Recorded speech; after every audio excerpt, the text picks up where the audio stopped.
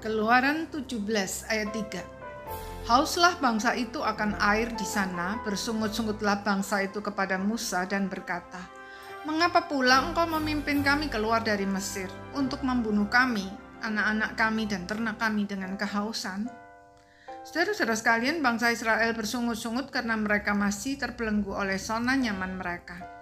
Zona nyaman adalah sebuah istilah yang menggambarkan suatu situasi dan kondisi yang sudah terbiasa kita hidupi selama bertahun-tahun, tetapi sebenarnya menghambat pertumbuhan pribadi kita. Zona nyaman kita bisa jadi bukan sesuatu yang menyenangkan, bahkan mungkin menyengsarakan. Akal sehat kita ingin keluar dari sana, tapi anehnya, sebagian diri kita tanpa kita sadari menarik kita untuk terus berada di sana. Walaupun kita mengeluh, tapi sepertinya kita menikmati penderitaan kita. Itulah yang terjadi dengan bangsa Israel. Musa telah bersusah payah membebaskan mereka dari penindasan sebagai budak di Mesir. Mereka juga mengalami berbagai kuasa Allah yang dahsyat, yang seharusnya menjadi jaminan bahwa janji Tuhan akan tanah perjanjian bukan isapan jempol belaka. Namun setiap kali mengalami masalah, mereka selalu ingin kembali ke Mesir, karena sekalipun selama di Mesir mereka sangat menderita, Mesir sudah menjadi zona nyaman mereka, karena mereka sudah menghidupinya selama 430 tahun. Mental mereka sudah sedemikian terbelenggu, sehingga mereka tidak dapat melihat betapa indahnya zona baru yang disediakan Tuhan. Untuk membebaskan mereka dari belenggu tersebut membutuhkan waktu 40 tahun berputar-putar di padang gurun. Saudara, hari ini apakah saudara mengeluh karena beratnya tekanan hidup? Saudara ingin keluar dari sana tetapi rasanya tidak mampu, padahal saudara tahu bahwa jika saudara berani melangkah di depan sana sudah tersedia masa depan yang penuh harapan. Jika demikian, berarti kondisi saudara saat ini sudah menjadi zona nyaman bagi saudara. Akuilah itu dan mintalah Tuhan menunjukkan hal-hal yang menghalangi saudara untuk melangkah maju.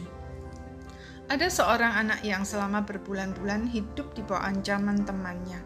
Dia ingin keluar dari situasi itu, tapi sepertinya ada sesuatu yang menahannya. Berada di bawah ancaman telah menjadi zona nyaman bagi dia. Dia tidak berani melangkah keluar sebab ada harga yang harus dibayar. Semua itu berawal ketika dia bermain melempar-lempar batu tanpa sengaja mengenai ayam neneknya dan ayam itu mati. Untuk menyembunyikan kesalahannya, dia mengubur ayam itu dan berlagak tidak tahu apa-apa.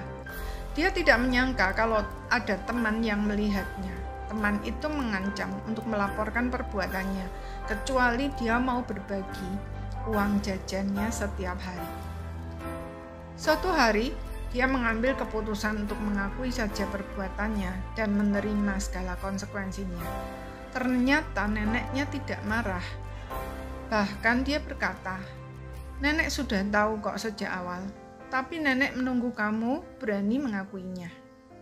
Ketika temannya mengintimidasinya lagi, dengan senyum dia berkata, "Silahkan laporkan, saya tidak takut. Nenek sudah tahu kok." Langkah pertama yang dilakukannya membawanya keluar dari zona nyaman yang penuh tekanan itu dan masuk ke dalam kemerdekaan sejati.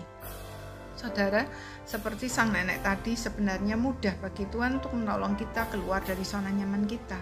Tetapi terkadang Dia membiarkan kita berputar-putar di dalam penderitaan karena Dia mau kita mengambil langkah pertama, yaitu mengakui semua yang menghalangi kita untuk keluar dari sana.